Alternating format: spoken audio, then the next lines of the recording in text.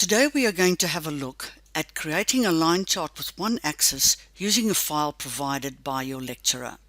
First thing we want to do is change the name of the file so that we can recognize who the file belongs to and what it's actually called. The process is going to File and then to Save As, and choosing a spot to save it, and let's choose the desktop, and I'm going to call mine Joe Soap Temperature and Dew Point. So my file has a respectable name. I can now see whose it is and what it is. We've been instructed to do a line chart using this column's data, this column and this column. So we don't get lost, let's go into here and change the name. I'm going to call this local date. I simply type over the spreadsheet data. I do not have to edit it. I then double click to widen my column appropriately between the column and the one on its right, and I'm going to shade that yellow or highlight it yellow or color the cell in yellow as you prefer. Pick your own color if you like, just so that it's obvious visually. I'm going to go to column S and I'm going to call this air temperature, and the same thing, I'm going to color it yellow and I'm going to widen it so that it fits all the text in there. Dew point for column T, click on the tick, click on yellow, double click between T and U to adjust the width. Right, so now I know exactly which columns I'm going to work with, and these colors won't affect my chart at all. I'm now going to select column E. It'll select every single row right down to about 65,000, I think. However, in my chart I will only see the data that I have in my data sheet. To be able to select a column that's not next to column E, way on the other side of the spreadsheet, I hold down my Control key and I click on column S. I then click on column T, or I could have dragged my mouse over both of them, and only now do I let go the Control key. While I've got those three columns selected, I go to Insert and I have a look at my charts area, and here I choose a line chart. In that line chart I usually choose the simplest there is, which is the first one. However, there are charts with markers, so that's up to you. It just depends on which one you prefer. You can see how by viewing that it's not looking really good at all. I might pick the first one just to keep it simple, lean and clean.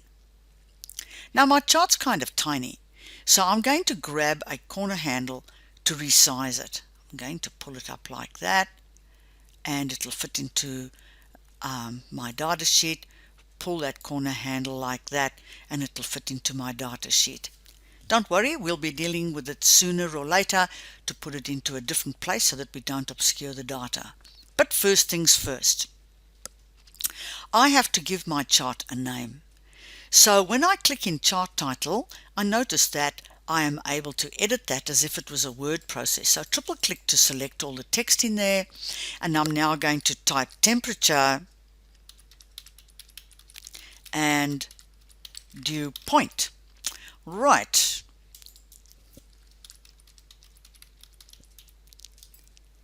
And I don't have anywhere where I can actually type in my axis titles. I'll just resize that a bit.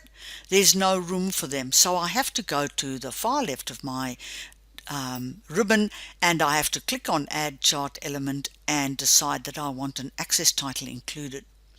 I might do horizontal first, and now I can see it here. When I click on that, I'm going to call it Date Time Group. Okay, and now this area has a specific name. I know what I'm looking at.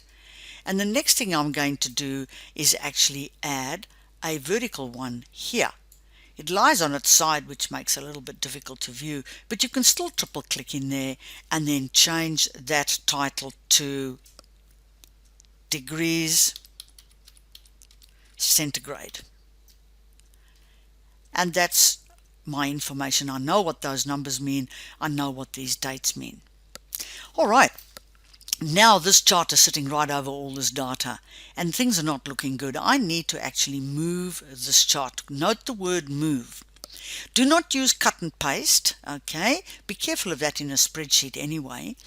But I'm going to move the chart. Here's a button here that I can click on in the location group, or I can simply right click and get a contextual menu coming up and choose move chart from there.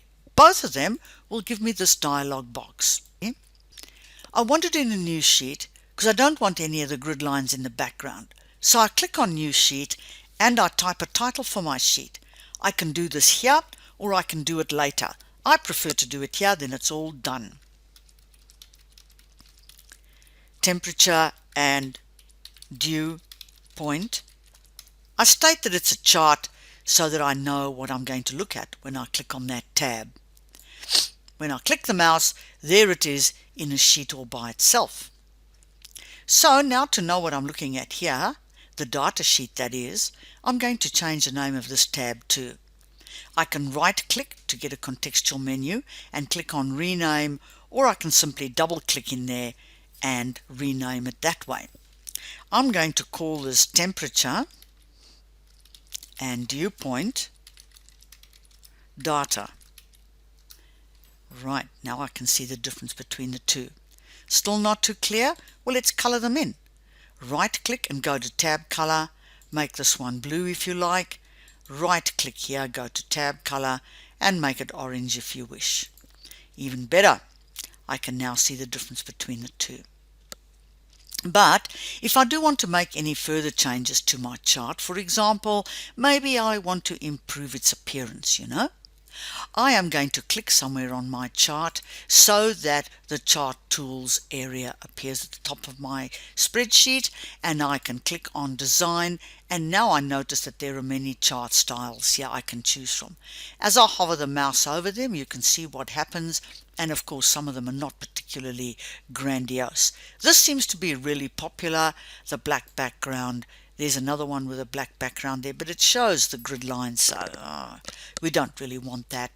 Here's one too, and there's this one and that one, and I might choose that one because it has the shadow on the line, but it's entirely up to you. I click on that and I decide to change my colors.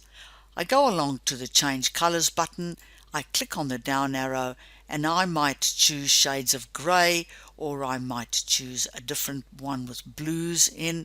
It's up to me which one I choose. As I hover the mouse over, I can see changes. Oh, I quite like that. Let's pick that. And there's my chart.